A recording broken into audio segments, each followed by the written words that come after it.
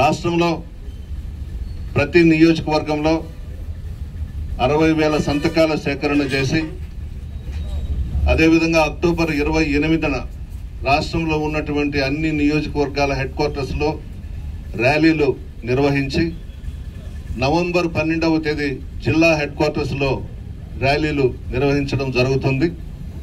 అన్ని సంతకాలు పూర్తయిన తర్వాత గవర్నర్ గారికి జగన్మోహన్ రెడ్డి గారి చేతుల మీదుగా ఇవ్వడం జరుగుతుంది.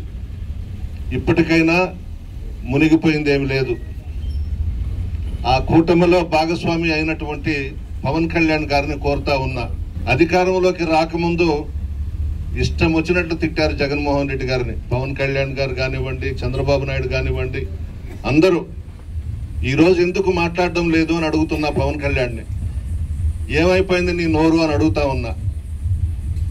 అధికారంలోకి రాకముందు చంద్రబాబు నువ్వు ఎన్ని అబండాలు వేయాలనో, ఎన్ని విమర్శలు చేయాలనో అన్ని విమర్శలు చేశారు జగన్మోహన్ రెడ్డి గారి మీద.